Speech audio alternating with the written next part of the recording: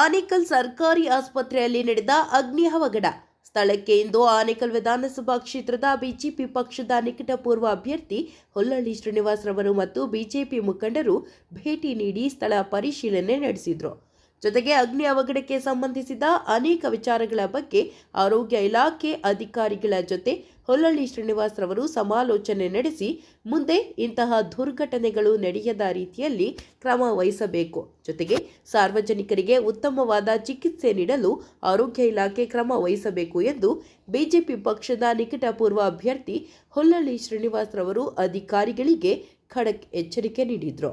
ಇನ್ನು ಸ್ಥಳದಲ್ಲಿ ಬಿಜೆಪಿ ಮುಖಂಡರಾದ ನಾಗನಾಯಕನಹಳ್ಳಿ ರಾಧಾಕೃಷ್ಣ, ಏರ್ಟೆಲ್ ಸುರೇಶ್, ಕುಂಬಾರನಹಳ್ಳಿ ಮಂಜುನಾಥ್ ರೆಡ್ಡಿ ಸೇರಿದಂತೆ ರೈತರು ಹಾಗೂ ಬಿಜೆಪಿ ಮುಖಂಡರು ಹಾಗೂ ಕಾರ್ಯಕರ್ತರು ಭಾಗವಹಿಸಿದ್ರು.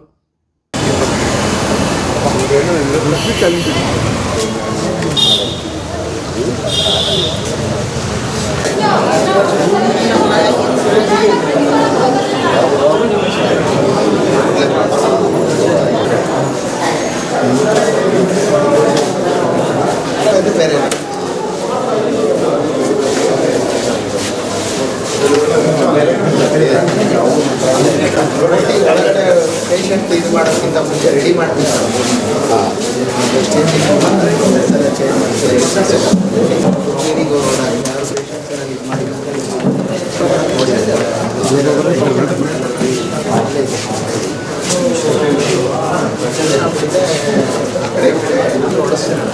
ಇದು ಹೊಡಿಸಿದ ಮೇಲೆ ಫೈರಲ್ಲ ಇದೆಲ್ಲ ಬಂದ ಮೇಲೆ ಆ್ಯಕ್ಚುಲಿ ಫೈರಿಂದ ನಮ್ಗೆ ಡ್ಯಾಮೇಜ್ ಜಾಸ್ತಿ ಆಗಿದೆ. ಸ್ಮೋಕಿಂದ ಸ್ಮೋಕ್ ಅದು ಹೊಸದಾಗಿ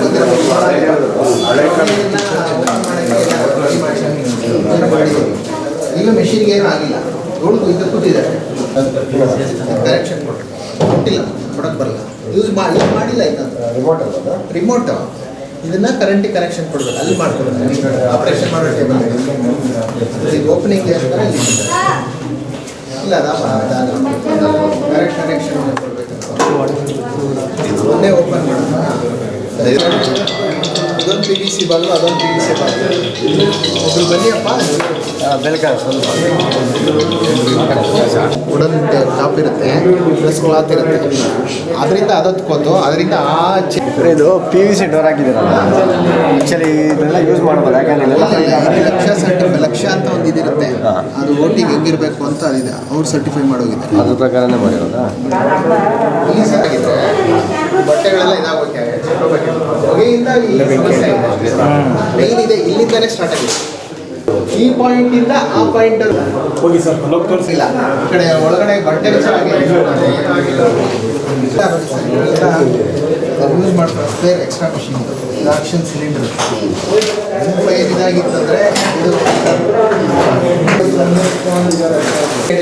ಈ ಥರ ಕೊಟ್ಟೋದು ಸರ್, ಅವರಿಂದ ಏನು ಕೊಟ್ಟಿದ್ದಾರೆ ಈ ಥರದ್ದು ಟೇಬಲ್ ಮೂರು ರೋಟಿ ಬರುತ್ತೆ.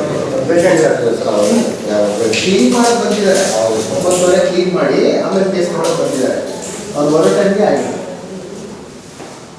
ಇದು ಪೂರ್ತಿ ಡೆಲಿವರಿ ಇಲ್ಲದೇ ಸೆಕ್ಷನ್ ಮಾಡೋದು, ಇದು ಏನೋ ಇಲ್ಲಿ ಇದ್ರೂ ಏನೋ ನಮಗೆ ಹೊಗೆ ಆಗಿದೆ. ಹೊಗೆ ಇದಾಗಿ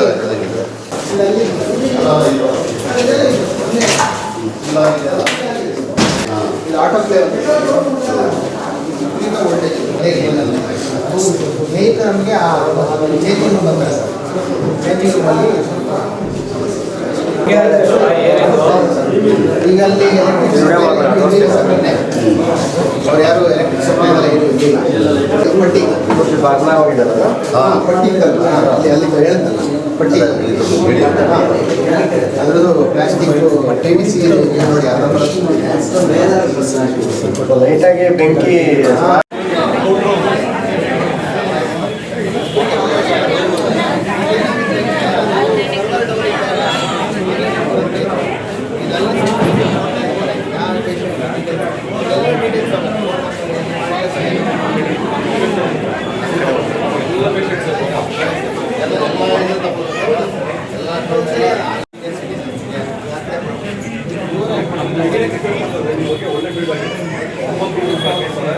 ಎಲ್ಲ ಸರಿ ಹೋಗ್ತದೆ. ಅನ್ಯಾಯ ಆಗಿ ಇನ್ನೂ ಅನ್ಯಾಯ ಪ್ರಜೆಗಳಿಗೆ ಬೇಡ. ಸರ್ಕಾರಿ ಆಸ್ಪತ್ರೆ ಬರ್ತಾರಂದ್ರೆ ಇನ್ನೊಂದು ಲಕ್ಷ ಸಿಗ್ತಾರೆ. ಅಲ್ಲ ಇಲ್ಲಿ ಬರೋಂಥದ್ದೆಲ್ಲೂ ಪೇಷಂಟ್ಗಳಿಗೆ ನಿಂತ್ಕೊಳ್ಳೋದಾಗ್ತೀರಾ ಖಂಡಿತ ಅದಕ್ಕೆ ಒಂದು ಆಸನ ಒಂದಷ್ಟು ಚೇರ್ ಬೇಕಾದ್ರೆ ಮಾಡಿಸಿ ಅಲ್ಲ ಇದನ್ನು ದಯವಿಟ್ಟು ನೀವು ದಯವಿಟ್ಟು ಇನ್ಫಾರ್ಮ್ ಮಾಡಿ.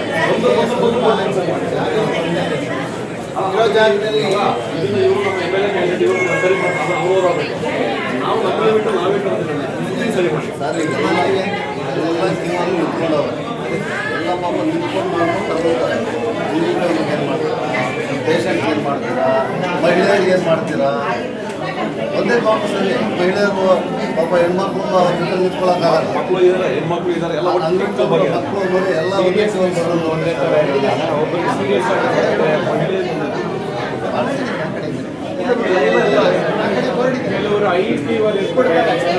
ಸೀರಿಯಸ್ ಇದ್ದವರಿಗೆ ಬರ್ಸ್ಕೊಟ್ಬಿಡ್ತೀವಿ. ಇವ್ರು ಚೆಕ್ ಮಾಡ್ತಾರೆ, ನಾವು ಕಾಯ್ತೀವಿ ಹಾಗೆ ಹಾಕ್ಬಿಡ್ತೀವಿ. ನಾವು ಸೀರಿಯಸ್ ಇದ್ದವರಿಗೆ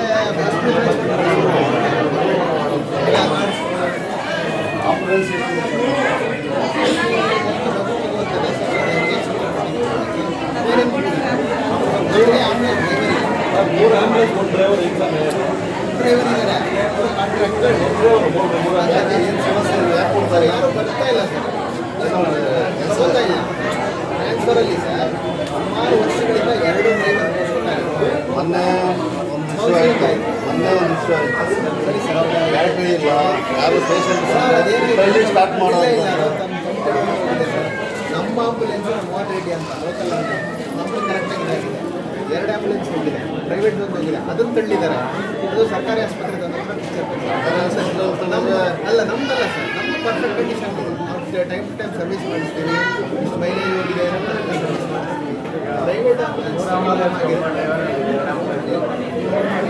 ಇಲ್ಲಿ ನಮ್ಮ ಮೇಲ್ನೋಟಕ್ಕೆ ಸೆಕ್ಯೂರಿಟಿ ಸಮಸ್ಯೆ ಇದೆ, ಪಾರ್ಕಿಂಗ್ ಸಮಸ್ಯೆ ಇದೆ, ಪಾರ್ಕಿಂಗ್ ಜಾಗದ ಸಮಸ್ಯೆ ಬೆಡ್ಶೀಟ್ ಡೈಲಿ ಚೇಂಜ್ ಮಾಡಬೇಕು. ಡೈಲಿ ಮಾಡ್ತೀವಿ. ನರ್ಸಿಂಗ್ ಸ್ಟಾಫ್ ಕಮ್ಮಿ ಇದೆ, ಅದೇ ಹೇಳ್ತಾ ಇದ್ದೀನಿ. ಡಾಕ್ಟರ್ಸು ಎಲ್ಲ ಸ್ಪೆಷಾಲಿಟಿ ಇದ್ದಾರೆ. ತಾಲೂಕು ಹಾಸ್ಪಿಟ್ಲಿಗೆ ಇರಬೇಕು, ಎಲ್ಲ ಡಾಕ್ಟರ್ಸ್ ಇದ್ದಾರೆ. ಆಫೀಸ್ದಲ್ಲಿ ನರ್ಸಿಂಗ್ ಸ್ಟಾಫ್ ಬೇಕು ಸರ್.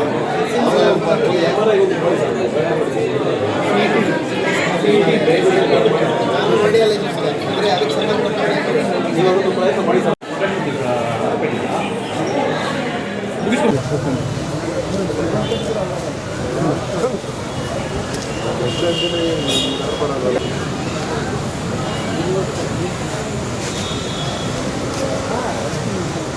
ವಿಧಾನಸಭಾ ಕ್ಷೇತ್ರದ ಆನೇಕಲ್ ನಗರದಲ್ಲಿ ಸಾರ್ವಜನಿಕ ಆಸ್ಪತ್ರೆಯಲ್ಲಿ ಟೌನ್ ಆಸ್ಪತ್ರೆಯಲ್ಲಿ ಶಾರ್ಟ್ ಸರ್ಕ್ಯೂಟ್ ಆಗಿ ದಟ್ಟವಾದ ಹೊಗೆ ಆಗಿ ಅಲ್ಲಿನ ಬಂದಂಥ ಪೇಷಂಟ್ಗಳು ಪರದಾಡುವಂಥ ಕೆಲಸ ಮತ್ತು ಗಾಬರಿ ಪಡುವಂಥ ಕೆಲಸ ಆಗಿತ್ತು.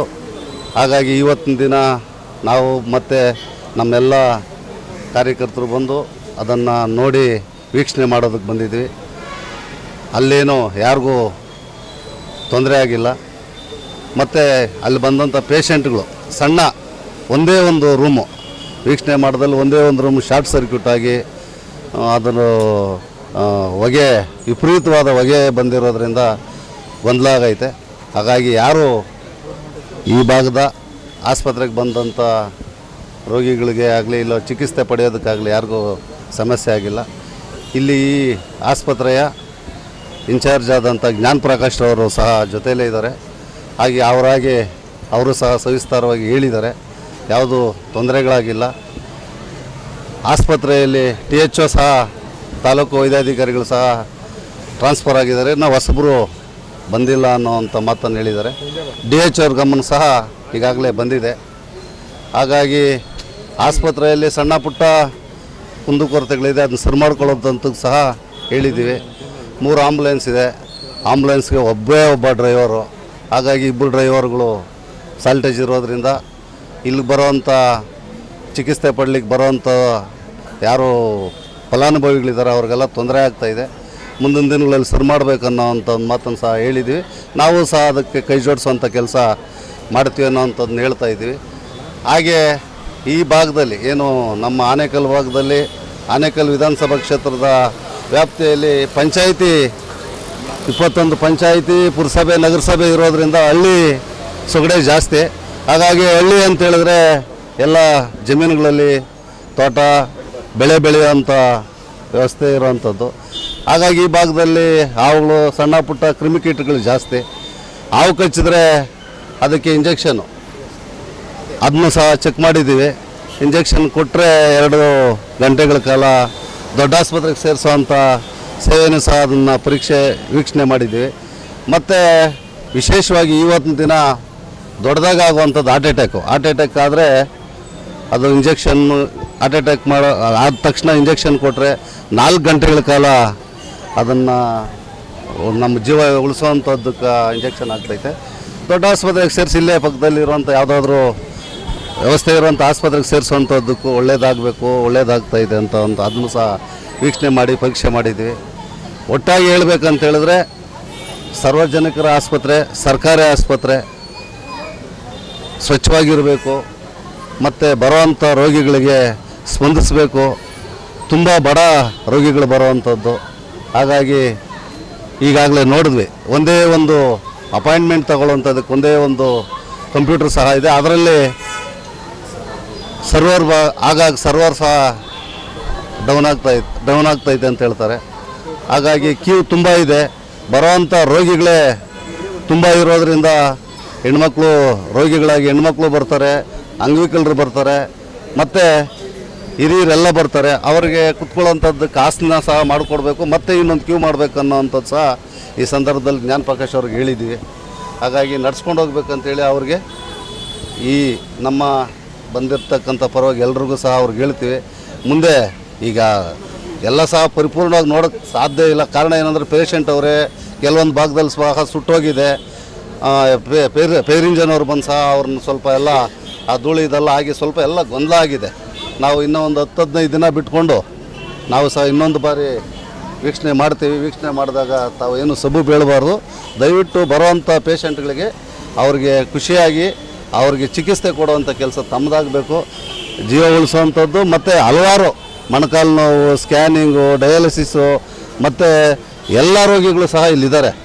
ಈ ತಾಲೂಕಿಗೆ ಬಹಳ ವಿಶೇಷವಾಗಿ ಆಗ್ಲಿಂದನೂ ಏನು ನನಗೆ ಗೊತ್ತಿರೋಂಗೆ 30-40 ವರ್ಷದಿಂದ ಆನೇಕಲ್ ಟೌನ್ಗೆ ಸಾರ್ವಜನಿಕ ಆಸ್ಪತ್ರೆ, ಟೌನ್ ಆಸ್ಪತ್ರೆ ಅಂತ ಇದೊಂದೇ. ಇದನ್ನು ನಾವು ಉಳಿಸ್ಕೊಳ್ಳೋವಂಥ ಕೆಲಸ ನಾವೊಬ್ಬರೇ ಸಾಲದು. ಇದಕ್ಕೆ ಮುಖ್ಯಸ್ಥರು ನೀವೇ, ಇನ್ಚಾರ್ಜ್ ನೀವೇ. ಹಾಗಾಗಿ ದಯವಿಟ್ಟು ಇದನ್ನು ಚೆನ್ನಾಗಿ ನೋಡ್ಕೊಳ್ಬೇಕು ಮತ್ತು ರೋಗಿಗಳಿಗೆ ಯಾವುದು ತೊಂದರೆ ಆಗದಿರಂಗೆ ಆಗಬಾರ್ದು. ಎಲ್ಲ ಈ ಆನೇಕಲ್ ಕ್ಷೇತ್ರದ ಎಲ್ರಿಗೂ ಹೇಳುವಂಥದ್ದಿಷ್ಟೇ. ಮೊನ್ನೆ ಆಗಿರುವಂಥ ಘಟನೆ ಏನೂ ಆಗಿಲ್ಲ, ಸಣ್ಣ ಪುಟ್ಟದಾಗಿದೆ. ಯಾರು ಭಯ ಆತಂಕ ಪಡಬೇಕಾಗಿರೋದು ಏನೂ ಇಲ್ಲ, ಯಾರಿಗೂ ಅವಘಡ ಆಗಿಲ್ಲ. ಎಲ್ಲ ಒಳ್ಳೆಯದಾಗಿದೆ. ಮುಂದಿನ ದಿನಗಳಲ್ಲಿ 15 ದಿನ ಬಿಟ್ಟು ಮತ್ತೆ ಹಾಸ್ಪಿಟಲ್ನ ವೀಕ್ಷಣೆ ಮಾಡುವಂಥ ಕೆಲಸ ನಾವು ಮಾಡ್ತೀವಿ. ಬಹಳ ಕೊರತೆ ಇದೆ ಅಂತ ಜ್ಞಾನ ಪ್ರಕಾಶ್ ಅವರು ಸಹ ಹೇಳಿದ್ದಾರೆ. ಡಾಕ್ಟರ್ಸ್ ಇದ್ದಾರೆ, ಆದರೆ ನರ್ಸು ಸ್ಟಾಫು ತುಂಬ ಕಡಿಮೆ ಇದೆ ಅಂತ ಹೇಳ್ತಾರೆ. ಅದು ನಾನು DHO ಸಹ ಮಾತಾಡ್ತೀವಿ. DHO ಅವರು ಟ್ರಾನ್ಸ್ಫರ್ ಆಗಿರೋದ್ರಿಂದ DHO ಅವರ ಬಳಿ ಸಹ ನಾನು ಮಾತಾಡಿ ಅದಕ್ಕೆ ಸ್ಟಾಫ್ ಯಾರು ಬೇಕೋ ಅವ್ರಿಗೆ ಬೇಕೇ ಬೇಕನ್ನೋವಂಥ ಒಂದು ಅವರು ಮಾತಾಡಿ ಪ್ರೆಷರನ್ನು ಹಾಕಿ ಸ್ಟಾಫ್ನ ಅಲರ್ಟ್ ಮಾಡುವಂಥ ಕೆಲಸ ಮುಂದಿನ ದಿನಗಳಲ್ಲಿ ಮಾಡ್ತೀವಿ.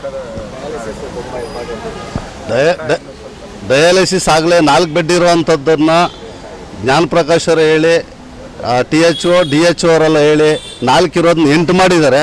ಆದರೆ ಆ ಡಯಾಲಿಸಿಸ್ ಮಾಡೋವಂಥದ್ದೇ ಇಂಪಾರ್ಟೆಂಟ್ ಈ ಭಾಗಕ್ಕೆ. ಯಾಕಂತ ಹೇಳಿದ್ರೆ ಬಡವರು ತುಂಬ ಕಷ್ಟ. ಡಯಾಲಿಸಿಸ್ ಅಂದರೆ ಡೈಲಿ ಹೋಗಿ ಬರುವಂಥದ್ದು ತುಂಬ ಕಷ್ಟ. ಹಾಗಾಗಿ ಆ ಡಯಾಲಿಸಿಸ್ ಮಾಡೋವಂಥದ್ದು ಯಾರು ನರ್ಸು ಸ್ಟಾಫ್ ಇದ್ದಾರೆ ಮತ್ತು ಡಾಕ್ಟರ್ಸ್ ಇದ್ದಾರಲ್ಲ, ಅವಳು ಬಹಳ ವಿಶೇಷವಾಗಿ ಅವ್ರು ಬೇಕು. ವಾರಕ್ಕೆ 2 ದಿನ ಬರ್ತಾರೆ ಅಂತ ಹೇಳ್ತಾರೆ. ಯಾರೋ ಸಂಬಂಧಪಟ್ಟಂಥ ಕಂಪ್ನಿಗೆ ಇದಕ್ಕೆ ಅವ್ರಿಗೆ ನೆಫ್ರೋಪ್ಲಸ್ ಕಂಪ್ನಿಗೆ ಅಟ್ಯಾಚ್ಮೆಂಟ್ ಆಗಿದೆ ಅಂತೆ. ಅವ್ರಿಗೂ ಸಹ ಮಾತಾಡಿ ಒಂದು 2 ದಿನ ಅಲ್ಲ, ವಾರಕ್ಕೆ 4-5 ದಿನ ಬರುವಂಥ ಕೆಲಸ ಸಹ ಮುಂದಿನ ದಿನಗಳಲ್ಲಿ ಅವ್ರ ಹತ್ರ ಮಾತಾಡಿ ಅದನ್ನ ಬಗೆಹರಿಸ್ತೀವಿ ಅಂತೇಳಿ ಜ್ಞಾನಮೂರ್ತಿ ಸರ್ಗೂ ನಾನು ಹೇಳಲಿಕ್ಕೆ ಬಯಸ್ತೇನೆ. ಜ್ಞಾನ ಪ್ರಕಾಶ್ ಅವ್ರಿಗೆ ಹೇಳಲಿಕ್ಕೆ ಬಯಸ್ತೇನೆ. 14/7/2026 ಬೆಳಗ್ಗೆ ಸುಮಾರು 9:30 ಸುಮಾರಿಗೆ ನಮ್ಮ OT ಶಸ್ತ್ರಚಿಕಿತ್ಸಾ ಸಂಕೀರ್ಣದಲ್ಲಿ ಒಂದು ಸಣ್ಣದೊಂದು ಶಾರ್ಟ್ ಸರ್ಕ್ಯೂಟಿಂದ ಒಂದು ಅಗ್ನಿ ಅವಘಡ ಸಂಭವಿಸಿತು. ಅದೃಷ್ಟವಶಾತ್ ನಮ್ಮ ಎಲ್ಲ ಸಿಬ್ಬಂದಿಗಳ ಸಮಯ ಪ್ರಜ್ಞೆಯಿಂದ ಯಾರಿಗೂ ಯಾವುದೇ ಪ್ರಾಣಹಾನಿ ಆಗಲಿಲ್ಲ. ಸ್ವಲ್ಪ ಪ್ರಾಪರ್ಟಿಗೆ ಸ್ವಲ್ಪ ಹೊಗೆ ತುಂಬಿಕೊಂಡು ನಷ್ಟ ಆಗಿದೆ. ಸೊ ಅದನ್ನು ಈಗಾಗಲೇ ನಮ್ಮ ಮೇಲಧಿಕಾರಿಗಳಿಗೆ ತಕ್ಷಣ ತಿಳಿಸಿ ಅವರ ಸೂಚನೆ ಸಲಹೆ ಮೇರೆಗೆ ನಾವೆಲ್ಲ ಕಾರ್ಯಪ್ರವೃತ್ತರಾಗಿ ಯಾರಿಗೆ ಪ್ರಾಣಹಾನಿ ಆಗದೇ ಇರೋ ಥರ ಕಾರ್ಯಪ್ರವೃತ್ತರಾಗಿದ್ದೇವೆ. ಸೊ ಈ ನಿಟ್ಟಿನಲ್ಲಿ ಎಲ್ಲರೂ ಇಲ್ಲಿ ಮೇಲಧಿಕಾರಿಗಳು, ಶಾಸಕರು, ನಮ್ಮ ಹುಲ್ಲಳ್ಳಿ ಶ್ರೀನಿವಾಸ್ ಸರು ಎಲ್ಲರೂ ಭೇಟಿ ನೀಡಿ ಅವರು ಸೂಕ್ತ ಸಲಹೆ ಮಾರ್ಗದರ್ಶನ ಎಲ್ಲ ನೀಡಿದ್ದಾರೆ. ಅವ್ರ ಸಲಹೆಗಳನ್ನೆಲ್ಲ ತಗೊಂಡು ಇನ್ನೂ ರೋಗಿಗಳಿಗೆ ಹೆಚ್ಚಿನ ರೀತಿಯಲ್ಲಿ ಸೇವೆ ಯಾವ ರೀತಿಯಲ್ಲಿ ಕೊಡ್ಬೋದು ಅದನ್ನು ಉತ್ತಮಪಡಿಸ್ಕೊಳ್ಳೋದಕ್ಕೆ ನಾವು ಪ್ರಾಮಾಣಿಕ ಪ್ರಯತ್ನ ಮಾಡ್ತೇವೆ. ಈಗಿನ ತನಿಖೆ ನಾವು ನಿನ್ನೆ ಎಲ್ಲ ನಮ್ಮ ರಾಜ್ಯ ಮಟ್ಟದ ಅಧಿಕಾರಿಗಳು ಬಂದೆಲ್ಲ ನೋಡ್ಕೊಂಡೋಗಿದ್ದಾರೆ. ಸೊ ಜಿಲ್ಲಾ ಮಟ್ಟದ ಅಧಿಕಾರಿಗಳು ಬಂದು ನೋಡ್ಕೊಂಡೋಗಿದ್ದಾರೆ. ಅವರು ಹೇಳೋದು ಶಾರ್ಟ್ ಸರ್ಕ್ಯೂಟ್ ಆಗಿದೆ ಅಂತಲೇ ಹೇಳೋದು. ಈಗಲೂ ಅಲ್ಲಿ ಎಲ್ಲ ಎಲೆಕ್ಟ್ರಿಕ್ ವಾಸನೆ ಬರ್ತಿದೆ. ಯಾವುದೇ ಒಂದು ಮಾಧ್ಯಮಗಳ ಮೂಲಕ ನಾನು ಒಂದು ಕ್ಲಾರಿಫಿಕೇಷನ್ ಕೊಡಲಿಕ್ಕೆ ಇಷ್ಟಪಡ್ತೇನೆ. ಯಾವುದೇ ಅನಿಲ ಸೋರಿಕೆ ಆಗಲಿ, ಸಿಲಿಂಡರ್ ಸೋರಿಕೆ ಆಗಲಿ ಕೆಲವೊಂದು ಮಾಧ್ಯಮದಲ್ಲಿ ಇದು ರಿಪೋರ್ಟ್ ಆಗಿದೆ. ಇದು ಸತ್ಯಕ್ಕೆ ದೂರವಾದ್ದು. ಇದು ಪ್ಯೂರ್ಲಿ ಏನು ಶಾರ್ಟ್ ಸರ್ಕ್ಯೂಟ್ ಆಗಿ, ಸಣ್ಣ ಪ್ರಮಾಣದಲ್ಲಿ ಶಾರ್ಟ್ ಸರ್ಕ್ಯೂಟ್ ಆಗಿ ಹೊಗೆ ತುಂಬಿಕೊಂಡು ಸ್ವಲ್ಪ ಗೊಂದಲ ಆಗಿದೆ ಅಷ್ಟೇ. ಮುಂದಿನ ದಿನಗಳಲ್ಲಿ ಇದನ್ನು ಸೂಕ್ತವಾಗಿ ಸರಿಪಡಿಸ್ಕೊಳ್ಳೋ ಒಂದು ಇದು ಬರುತ್ತೆ, ಒಂದು ಹಾಸಿಗೆ ಬರುತ್ತೆ ಗೌರ್ಮೆಂಟ್ ಹಾಸ್ಪಿಟಲ್ಗೆ HL ಕಡೆಯಿಂದ. ಅದರಲ್ಲಿ ಲೋಪದೋಷ ಆಗಿರೋದು ಸ್ವಿಚ್ ಅಲ್ಲೇ ಇರುತ್ತೆ. ಒಂದು ನಿಮಿಷ ಟ್ರಯಲ್ ಮಾಡೋಕೆ ಸ್ವಿಚ್ ಆಗುವಂಥ ಸಂದರ್ಭದಲ್ಲಿ ಆಗ ಕರೆಂಟ್ ಪಾಸ್ ಆಗಿ ಹೈ ವೋಲ್ಟೇಜ್ ಆಗಿ ಇದಾಗಿರುವಂಥ ಕೆಲವೊಂದಷ್ಟು ಮಾಹಿತಿ ಬಂದಿರೋದು. ಅದ್ರ ಬಗ್ಗೆ ನಿಮ್ಮ ಒಂದು ಅದರಲ್ಲಿ ಲೋಪ ಇದೆಯಾ ಬಂದಂಥ ಮಿಷಿನಲ್ಲಿ? ಇದು ಸಂಪೂರ್ಣ ಸುಳ್ಳು. ಇದು CSR ಫಂಡಲ್ಲಿ HL ಅವ್ರ ಕಡೆಯಿಂದ ಒಂದು OT ಟೇಬಲ್ ಬಂದಿದೆ. ಆರ್ಥೋಪೆಡಿಕ್ ಅಂದರೆ ಮೂಳೆಗೆ ಸಂಬಂಧಪಟ್ಟಾಗಿ ಒಂದು ಶಸ್ತ್ರಚಿಕಿತ್ಸೆ ಮಾಡೋ OT ಟೇಬಲ್ ಬಂದಿದೆ. ಅದನ್ನು ಮೊನ್ನೆ ನಾವು ಅದನ್ನು ಪೂಜೆ ಮಾಡಿ ಇದಕ್ಕೆ ತೊಗೊಂಡ್ವಿ. ಅದನ್ನು ಇನ್ನೂ ನಾವು ಯಾವುದು ಅದಕ್ಕೆ ಕರೆಂಟ್ ಕನೆಕ್ಷನ್ನು ಯಾವುದು ಕೊಟ್ಟಿಲ್ಲ. ಅದಕ್ಕೆ ಹೊಗೆ ಧೂಳು ಮುತ್ಕೊಂಡಿದೆ ಹೊರತು ಅದು ಟೇಬಲ್ಲು ಕರೆಕ್ಟಾಗಿ ಸುಸಜ್ಜಿತವಾಗಿದೆ. ಅದನ್ನು ಯಾವ ಕರೆಂಟ್ ಕನೆಕ್ಷನ್ನು ಕೊಟ್ಟಿಲ್ಲ, ಅದು ಯೂಸು ಮಾಡಿಲ್ಲ. ಅದನ್ನು ಈಗ ಕರೆಂಟ್ ಫ್ಲಕ್ಚುಯೇಟ್ ಆಗ್ತಾನೆ ಇತ್ತು ಭಾಳ ದಿನಗಳಿಂದ. ಇದು ನಿಮ್ಮ ಗಮನಕ್ಕೆ ಬಂದಿದ್ದ? ಖಂಡಿತ ಬಂದಿದೆ. ಅದನ್ನು ನಮ್ಮ ಎಲೆಕ್ಟ್ರಿಕ್ ಆಡಿಟ್ ಅಂತ ಮಾಡಿಸಿದ್ದೀವಿ. ಅದಕ್ಕೆ ಗೌರ್ಮೆಂಟ್ ಅವರು ಇಷ್ಟ ಆಗ್ಬೋದು ಅಂತ ಒಂದು ಇದು ಕೊಟ್ಟಿದ್ದಾರೆ, ಅಂದಾಜು ಮೊತ್ತ ಕೊಟ್ಟಿದ್ದಾರೆ. ಸೊ ಅದನ್ನು ನಾವು ನಮ್ಮ ಏನು 24/7 UPS ಬ್ಯಾಕಪ್ಪಿಂದ, ಜನರೇಟರ್ ಬ್ಯಾಕಪ್ಪಿಂದ ಸರಿಪಡಿಸೋ ಪ್ರಯತ್ನ ನಾವು ಮಾಡಿದ್ದೀವಿ. ಅದು ಅಲ್ಲಲ್ಲ, ಅದು ಭಾಳ ದುರದೃಷ್ಟ. ಇಲ್ಲ ಭಾಳ ದುರದೃಷ್ಟಕರ ಅಲ್ಲ. ಖಂಡಿತ. ಸೊ ಅದು ಪ್ರಾಮಾಣಿಕ ಪ್ರಯತ್ನ ನಾವು ಮಾಡಿದ್ದೀವಿ. ಸೊ ಮುಂದಿನ ದಿನಗಳಲ್ಲಿ ಅದನ್ನು ಖಂಡಿತ ಸರಿಪಡಿಸ್ತೀವಿ. ಎಮರ್ಜೆನ್ಸಿ ಆಪರೇಷನ್ ಮಾಡಿ ಏನು ಮಾಡ್ತೀರಾ ಸರ್? ಹೊಟ್ಟೆ ಸಂಪೂರ್ಣವಾಗಿ ಅದು ಏನಂದರೆ ಅದಕ್ಕೊಂದು ನಿಯಮ ಇದೆ. ಸೊ ಈಗ ನಾವು OTಯಿಂದ ಎಲ್ಲ ಅಲ್ಲಿ ಯಾವುದು ಬ್ಯಾಕ್ಟೀರಿಯಾಗಳಿಲ್ಲ, ಕ್ರಿಮಿ ಇಲ್ಲ, ಇನ್ಫೆಕ್ಷನ್ ಆಗಲ್ಲ ಅಂತೆಲ್ಲ ಅಲ್ಲಿಂದೆಲ್ಲ ಅದನ್ನು ಸರಿ ಮಾಡಿಸಿ ನಮ್ಮ ಕನ್ಸರ್ನ್ಡ್ ಬೋರ್ಡ್ ಕಡೆಯಿಂದ ನಾವು ಕ್ಲಾರಿಫಿಕೇಷನ್ ತೊಗೋಬೇಕು. ಇದು ಫಿಟ್ ಅಂತ ಅವರು ಇದು OT ಎಲ್ಲ ನಡೆಸೋದಕ್ಕೆ ಇದು ಸುಸಜ್ಜಿತವಾಗಿದೆ, ಕರೆಕ್ಟಾಗಿದೆ ಅಂತ ಅವ್ರು ಸರ್ಟಿಫೈ ಮಾಡಿದ ಮೇಲೆ ನಾವು OT ಸ್ಟಾರ್ಟ್ ಮಾಡೋಕ್ಕಾಗತ್ತೆ. ಮುಂಚೆ ಮಾಡೋಕ್ಕಾಗಲ್ಲ. ಈಗ ಸದ್ಯಕ್ಕೆ ಉನ್ನತ ಮಟ್ಟದ ಆಸ್ಪತ್ರೆಗೆ ಕಳಿಸ್ಕೊಡೋಂಥ ವ್ಯವಸ್ಥೆ ಮಾಡಿಕೊಡ್ತೀವಿ. ಈ ಹಿಂದೆನೇ ನೋಡಿದ್ವಿ ಏನು ಇಲ್ಲಿ ಇದು ಆನೇಕಲ್ ತಾಲೂಕು ಆಸ್ಪತ್ರೆ, ಏನು ಬೆಂಗಳೂರಿಗೆ ಕೂಗಳತೆ ದೂರದಲ್ಲಿರುವಂಥ ಆನೇಕಲ್ ತಾಲೂಕು ಆಸ್ಪತ್ರೆಗೆ ನಾವು ಭೇಟಿ ಕೊಡಬೇಕು. ಇಲ್ಲಿ ಬರುವಂಥವರು ಸಂಪೂರ್ಣವಾಗಿ ಎಲ್ಲ ಬಡವರೇ ಬರ್ತಾರೆ. ಈಗ ಮೈಗ್ರೆಂಟ್ಸು ತುಂಬ ಜನ ಆನೇಕಲ್ ತಾಲೂಕಲ್ಲಿ ಮೈಗ್ರೆಂಟ್ಸ್ ಇದ್ದಾರೆ, ಮತ್ತು ಕೂಲಿ ಕಾರ್ಮಿಕರು, ಕೃಷಿ ಕಾರ್ಮಿಕರು ಇವರೇ ಬರುವಂಥದ್ದು. ಅವರು ಪಾಪ ಪ್ರಶ್ನೆ ಮಾಡೋವಂಥವ್ರು ಇರಲ್ಲ, ಯಾಕಂದರೆ ವಿದ್ಯಾವಂತರು ಇರಲ್ಲ. ಅಂಥ ಸಂದರ್ಭದಲ್ಲಿ ಇಲ್ಲಿನ ವ್ಯವಸ್ಥೆ ಯಾವ ರೀತಿ ಇದೆ, ನಾವು ಬೆಂಗಳೂರು ನಗರ ಜಿಲ್ಲೆಯಲ್ಲಿ ಇದ್ದೀವಿ, ಇಲ್ಲಿನ ವ್ಯವಸ್ಥೆ ಯಾವ ರೀತಿ ಇದೆ ಅನ್ನೋಂಥದ್ದು ತಿಳ್ಕೊಬೇಕು. ಯಾಕಂದರೆ ಅಶ್ವಿನಣ್ಣವ್ರು ಪದೇ ಹೇಳ್ತಾ ಇದ್ರು, ಬಡವ್ರಿಗೋಸ್ಕರ ನಾವು ಏನು ಬೇಕಾದ್ರೂ ಮಾಡೋಣ. ಅದಕ್ಕೆ ಮುಖ್ಯವಾಗಿ ಇಲ್ಲಿ ಬೇಕಾಗಿರುವಂಥದ್ದು ನಡೆಯೋಣ, ಹೋಗೋಣ, ನೋಡಿ ಇಲ್ಲಿನ ಪರಿಸ್ಥಿತಿ ಯಾವ ರೀತಿ ಇದೆ. ಇಲ್ಲಿ ಬೇರೆ ಬೇರೆ ವಿಭಾಗಗಳ ಏನು ವೈದ್ಯರು ಬರಬೇಕಾಗ್ತದೆ. ಎಲ್ಲರೂ ಸರಿಯಾಗಿ ಸಮಯಕ್ಕೆ ಬರ್ತಾ ಇದ್ದಾರೆ, ಎಲ್ರಿಗೂ ಸರಿಯಾದ ರೀತಿಯಲ್ಲಿ ಏನು ರೋಗಿಗಳು ಬರ್ತಾ ಇದ್ದಾರೆ. ಅದು ಯಾವುದೇ ರೋಗಿ ಆಗ್ಬೋದು, ಸರಿಯಾದ ರೀತಿಯ ಚಿಕಿತ್ಸೆ ಸಿಗ್ತಾ ಇದೆಯಾ, ಒಳ್ಳೆ ರೀತಿ ಅವ್ರಿಗೆಲ್ಲ ಸ್ಪಂದನೆ ಸಿಗ್ತಾ ಇದೆಯಾ ಅನ್ನೋಂಥದ್ದು ತಿಳ್ಕೊಬೇಕು. ಮತ್ತು ಆಪ್ರೇಷನ್ ಥಿಯೇಟರ್ ಬಗ್ಗೆ ಆಗ್ಬೋದು, ಮತ್ತು ಡಯಾಲಿಸಿಸ್ ಆಗ್ಬೋದು, ಎಕ್ಸ್ರೇ ಆಗ್ಬೋದು, ಬೇರೆ ಬೇರೆ ಏನು ಚಿಕಿತ್ಸೆಗಳಿದ್ದಾವೆ ಅದೆಲ್ಲನೂ ಸರಿಯಾದ ರೀತಿಯಲ್ಲಿ ಸಿಗ್ತಾ ಇದೆಯಾ ಅನ್ನೋಂಥದ್ದನ್ನು ನಾವು ಪರಿಶೀಲನೆ ಮಾಡೋಣ. ಏನು ತೊಂದರೆ ಇದೆ, ಇಲ್ಲಿ ಏನೆಲ್ಲ ರೋಗಿಗಳಿಗೆ ಸಿಗಬೇಕಾಗಿದೆ ಅದು ಸಿಗ್ತಾ ಇದೆಯಾ ಇಲ್ವಾ, ಮುಂದಿನ ನಮ್ಮ ಸಹಕಾರ ಏನು ಇದಕ್ಕೆ ಅಂದ್ಬಿಟ್ಟು ತಿಳ್ಕೊಳ್ಳೋಣ ಅನ್ನೋಂಥದ್ದಕ್ಕೆ ನಾವು ಮಾತುಕತೆ ಮಾಡಿದ್ವಿ. ಆದರೆ ದುರದೃಷ್ಟವಶಾತ್ ನಿನ್ನೆ ಬೆಂಕಿ ಅವಘಡ ಆಗಿದೆ ಆಪರೇಷನ್ ಥಿಯೇಟ್ರಲ್ಲಿ. ಆದರೆ ನಾನು ಇಲ್ಲಿ ವೈದ್ಯಾಧಿಕಾರಿಗಳನ್ನ ನಾನು ದೂರೋದಕ್ಕೆ ಇಷ್ಟಪಡಲ್ಲ. ಯಾಕಂದರೆ ಅವರು ಹೇಳಿದ್ರು ನಾವು ಇಲ್ಲಿನ ಎಲೆಕ್ಟ್ರಿಕಲ್ ಪ್ರಾಬ್ಲಮ್ ಬಗ್ಗೆ ಸರ್ಕಾರಕ್ಕೆ ವರದಿ ಕೊಟ್ಟಿದ್ದೀವಿ ಅಂತ. ಸರ್ಕಾರ ಯಾವ ರೀತಿ ನಿರ್ಲಕ್ಷ್ಯ ತೋರ್ತಾ ಇದೆ ಅನ್ನುವಂಥದ್ದು ನಾವು ನೇರವಾಗಿ ಇದಕ್ಕೆ ಉತ್ತರ ಕೊಡಬೇಕಾಗ್ತದೆ ಸರ್ಕಾರ. ಇಲ್ಲಿನ ಸ್ಥಳೀಯ ಶಾಸಕರು ನೋಡಿ, ಇದು 40 ವರ್ಷದ ಹಿಂದಿನ ಬಿಲ್ಡಿಂಗು, ನಿಜವಾಗ್ಲೂ ಅದು ಸಾರ್ವಜನಿಕರು, ಯಾಕಂದ್ರೆ ಬಡವರು ತೊಂದರೆ ಅನುಭವಿಸುವಂಥ ಪರಿಸ್ಥಿತಿ ಆಗ್ತದೆ. ಶ್ರೀಮಂತರು ಖಾಸಗಿ ಆಸ್ಪತ್ರೆಯಲ್ಲಿ ಅವ್ರು ಚಿಕಿತ್ಸೆ ಪಡ್ಕೊಳ್ತಾರೆ, ಬಡವರಿಗೆ ಬೇಕಾಗಿರುವಂಥದ್ದು ಅವರು ಪ್ರಶ್ನೆ ಕೇಳಲ್ಲ, ಅವ್ರಿಗೆ ಆ ಧೈರ್ಯ ಇಲ್ಲ ಅಂದ್ಬಿಟ್ಟು ಬಡವ್ರನ್ನ ನಾವು ನೆಗ್ಲೆಕ್ಟ್ ಮಾಡುವಂಥದ್ದು ಆಗಬಾರ್ದು. ಯಾಕಂದ್ರೆ ಈ ದೇಶದಲ್ಲಿ ಬಡವನು ಮುಂದಿನ ದಿವಸದಲ್ಲಿ ಅವನ ಶ್ರೀಮಂತ ಆಗಿ ಒಳ್ಳೆ ಎಲ್ಲರೂ ಸಮಾನರಾದರೆ ಮಾತ್ರನೇ ದೇಶದ ಅಭಿವೃದ್ಧಿ ಸಾಧ್ಯ. ಅದಕ್ಕೋಸ್ಕರ ಎಲ್ರಿಗೂ ಸರಿಯಾದ ರೀತಿಯಲ್ಲಿ ಚಿಕಿತ್ಸೆ ಸಿಗಬೇಕು, ಒಳ್ಳೆ ರೀತಿಯಲ್ಲಿ ಆರೋಗ್ಯವಂತರಾಗಬೇಕು. ಅದಕ್ಕೆ ಇಲ್ಲಿನ ಮೂಲಭೂತ ಸೌಕರ್ಯಗಳು, ವೈದ್ಯರು ಸರಿಯಾದ ರೀತಿಯಲ್ಲಿ ಸಿಗಬೇಕು. ಆ ಒಂದು ಕಾರಣಕ್ಕೋಸ್ಕರ ನಾವೆಲ್ಲರೂ ಎಲ್ಲ ಪರಿಶೀಲನೆ ಮಾಡೋಣ ಅನ್ನೋಂಥದ್ದು ಬಂದರೆ ಇಲ್ಲಿ ತುಂಬ ಜನ ರೋಗಿಗಳು ತುಂಬಾ ಇದ್ದಾರೆ. ನನಗೆ ಅನಿಸಿದ್ದೇನು ಅಂದರೆ ಈ ಒಂದು ಕಟ್ಟಡ ಏನು ತಾಲೂಕು ಇದು ಆಸ್ಪತ್ರೆ ಕಟ್ಟಡ ಇಷ್ಟು ರೋಗಿಗಳಿಗೆ ಸಾಕಾಗ್ತಾ ಇಲ್ಲ ಅನ್ನುವಂಥದ್ದು ಮೇಲ್ನೋಟಕ್ಕೆ ಸಂಪೂರ್ಣವಾಗಿ ಗೊತ್ತಾಗ್ತಾ ಇದೆ. ಇದರ ಅಭಿವೃದ್ಧಿ ಮಾಡಬೇಕಾಗಿರುವಂಥದ್ದು ಇಲ್ಲಿನ ಶಾಸಕರ ಜವಾಬ್ದಾರಿ. ಬೆಂಗಳೂರಿಗೆ ಇಷ್ಟು ಹತ್ರ ಇದ್ರೂ ಕೂಡ ಏನು ಹಳೆ ಕಾಲದ ಕಟ್ಟಡದಲ್ಲೇ ಅದನ್ನ ಮೇಂಟೆನೆನ್ಸ್ ಮಾಡದೆ ಈ ರೀತಿ ನಡೆಸ್ಕೊಳ್ತಾ ಇರೋದು ಕರೆಕ್ಟ್ ಅಲ್ಲ. ಆಗಲೇ ಹೇಳ್ತಾ ಇದ್ರು ವೈದ್ಯಾಧಿಕಾರಿಗಳು, 3 ಆಂಬ್ಯುಲೆನ್ಸ್ಗೆ ಒಬ್ಬರೇ ಡ್ರೈವರ್ ಇದ್ದಾರಂತೆ, 2 ಆಂಬ್ಯುಲೆನ್ಸ್ ಸುಮ್ಮನೆ ನಿಂತಿದೆ, ಅದು ತಪ್ಪಾಗ್ತದೆ ಮುಂದಿನ ದಿನಗಳಲ್ಲಿ. ಆಮೇಲೆ ಸರಿಯಾದ ರೀತಿಯಲ್ಲಿ ಔಷಧಗಳು ಸಿಗಬೇಕು ಎಲ್ಲ ರೋಗಿಗಳಿಗೆ ಉಚಿತವಾಗಿ. ಯಾರು ದುಡ್ಡನ್ನು ಅಪೇಕ್ಷೆ ಮಾಡಬಾರ್ದು, ಯಾವುದೇ ವೈದ್ಯರಾಗ್ಬೋದು ಅಥವಾ ಅದರ ನರ್ಸಿಂಗ್ ಸ್ಟಾಫ್ ಆಗ್ಬೋದು ಮಾಡಬಾರ್ದು. ಮತ್ತು ಇಡೀ ತಾಲೂಕಿನಲ್ಲಿ THO ಅವರು, ತಾಲೂಕು ವೈದ್ಯಾಧಿಕಾರಿಗಳು ಇಲ್ಲಿ ತನಕ ಇಲ್ಲಿಗೆ ಬಂದಿಲ್ಲ. ಅವ್ರು ಬಂದಾಗ ಕೇಳೋಣ ಅನ್ನೋವಂಥದ್ದು. ಯಾಕಂದರೆ ತಾಲೂಕಿನಾದ್ಯಂತ ಪ್ರೈಮರಿ ಅಥವಾ ಪ್ರಾಥಮಿಕ ಕೇಂದ್ರಗಳು ಯಾವ ರೀತಿ ಕೆಲಸ ಮಾಡ್ತಾ ಇದ್ದಾವೆ ಅನ್ನೋಂಥದ್ದು ಗೊತ್ತಿಲ್ಲ. ಇಲ್ಲೇ ಈ ರೀತಿ ಪರಿಸ್ಥಿತಿ ಇದ್ದರೆ ಅಲ್ಲಿನ ಪರಿಸ್ಥಿತಿ ಯಾವ ರೀತಿ ಇದೆ, ಅಲ್ಲಿ ವೈದ್ಯರ ಸಂಖ್ಯೆ ಯಾವ ರೀತಿ ಇದೆ, ಮತ್ತು ಇತರೆ ಸ್ಟಾಫ್ ಎಷ್ಟು ಜನ ಇದ್ದಾರೆ ಅನ್ನೋಂಥದ್ದು ಗೊತ್ತಿಲ್ಲ, ಅಲ್ಲಿನ ಪರಿಸ್ಥಿತಿ ಯಾವ ರೀತಿ ಇದೆ ಅನ್ನೋದು ಗೊತ್ತಿಲ್ಲ. ಆಮೇಲೆ ನಾನು ಈ ಆನೇಕಲ್ ತಾಲೂಕಿನಲ್ಲಿ ಒಂದು ತೊಂದರೆ ನೋಡ್ತಾ ಇದ್ದೀನಿ. ಏನು ಖಾಸಗಿ ಕ್ಲಿನಿಕ್ಗಳ ಸಂಖ್ಯೆ ಜಾಸ್ತಿ ಇದೆ, ಅದರಲ್ಲಿ ಅನರ್ಹರೇ ಜಾಸ್ತಿ ವೈದ್ಯರಾಗಿರುವಂಥದ್ದು ಮೇಲ್ನೋಟಕ್ಕೆ ಕಾಣಿಸ್ತಾ ಇದೆ. ಅದು THO ಅವ್ರ ಗಮನಕ್ಕೆ ಇದೆಯೋ ಇಲ್ವೋ ಗೊತ್ತಾಗ್ತಾ ಇಲ್ಲ ನನಗೆ. ಅವರು ಯಾವ ರೀತಿ ಚಿಕಿತ್ಸೆ ಕೊಡ್ತಾ ಇದ್ದಾರೆ, ಅವ್ರಿಗೆ ಸರಿಯಾದ ರೀತಿಯ ವೈದ್ಯಕೀಯ ವಿದ್ಯಾಭ್ಯಾಸ ಮಾಡದೇ ಇರುವಂಥವ್ರು ಚಿಕಿತ್ಸೆ ಕೊಡ್ತಾ ಇದ್ದಾರೆ, ಅವರು ಯಾವ ರೀತಿ ಚಿಕಿತ್ಸೆ ಕೊಡ್ತಾ ಇದ್ದಾರೆ ಅನ್ನೋಂಥದ್ದಕ್ಕೆ ಉತ್ತರ ಕೊಡಬೇಕಾಗ್ತದೆ THO ಅವರು. ಮತ್ತು ಏನು ಮೆಡಿಕಲ್ ವೇಸ್ಟ್ ಅನ್ನೋಂಥದ್ದು ಹೌದು, ಏನು ಸರ್ಕಾರಿ ಆಸ್ಪತ್ರೆಗಳಲ್ಲಿ ಸರಿಯಾದ ರೀತಿಯಲ್ಲಿ ಡಿಸ್ಪೋಸ್ ಆಗ್ತಾ ಇದೆ ಅನ್ನೋಂಥದ್ದು ಗೊತ್ತಾಯ್ತು. ದೊಡ್ಡ ಖಾಸಗಿ ಆಸ್ಪತ್ರೆಯಲ್ಲಿ ಸರಿಯಾದ ರೀತಿಯಲ್ಲಿ ಡಿಸ್ಪೋಸ್ ಆಗ್ತಾ ಇದೆ, ಅದಕ್ಕೆ ಸಪ್ರೇಟ್ ಏಜೆನ್ಸಿ ಇದೆ ಅನ್ನೋದು ಗೊತ್ತಾಗ್ತಾ ಇತ್ತು. ಆದರೆ ಚಿಕ್ಕ ಕ್ಲಿನಿಕ್ಗಳಲ್ಲಿರುವಂಥ ವೈದ್ಯಕೀಯ ಏನು ವೇಸ್ಟೇಜ್ ಇದೆ ಅಥವಾ ಕಸ ಇದೆ, ಅದನ್ನು ಯಾವ ರೀತಿ ಡಿಸ್ಪೋಸ್ ಯಾಕಂದರೆ ತುಂಬ ಸೀರಿಯಸ್ ಆಗಿರುವಂಥದ್ದು ಇಶ್ಯೂ.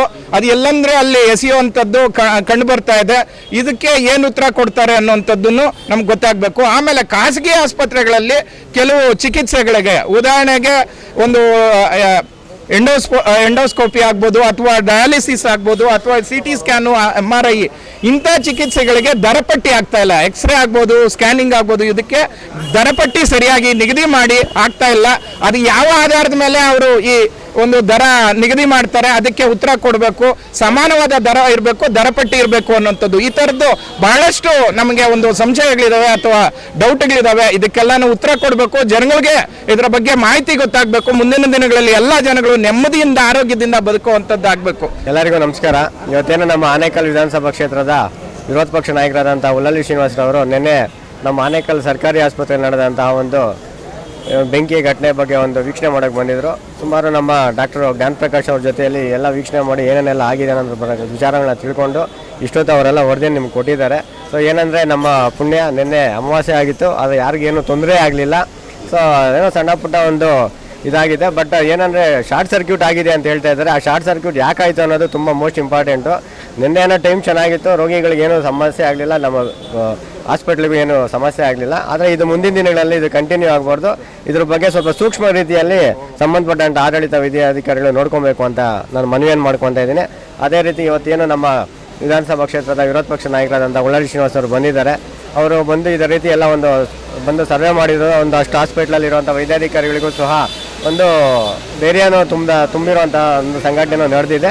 ಅವರು ಮತ್ತೆ ಇನ್ನೊಂದಷ್ಟು ಸಮಸ್ಯೆಗಳಿದೆ ಅಂತ ಹೇಳಿದರೆ ಆ ಸಮಸ್ಯೆಗಳಿಗೆ ನಮ್ಮ ವಿರೋಧ ಪಕ್ಷ ನಾಯಕರಾದ ಶ್ರೀನಿವಾಸರವರು ಒಂದಷ್ಟು ಸಮಂಜಸವಾಗಿ ಅವರು ಕೂಡ ನಾವು ನಿಮ್ಮ ಜೊತೆಲಿ ಬೆನ್ನೆಲುಬಾಗಿ ನಿಂತು ಒಂದಷ್ಟು ಸಹಕಾರ ನೀಡ್ತೀವಿ ಅಂತ ಹೇಳಿದ್ದಾರೆ. ಅವರಿಗೆ ನಮ್ಮ ಆನೇಕಲ್ ವಿಧಾನಸಭಾ ಕ್ಷೇತ್ರದ ಪರವಾಗಿ ನಾನು ತುಂಬ ನಮ್ಮ ಕಾರ್ಯಕರ್ತರ ಪರವಾಗಿ ನಾನು ಅಲ್ಲಿ ತಲುಪಿಸ್ತಾ ಇದ್ದೀನಿ. ಜೈ ಹಿಂದ್, ಜೈ ಕರ್ನಾಟಕ.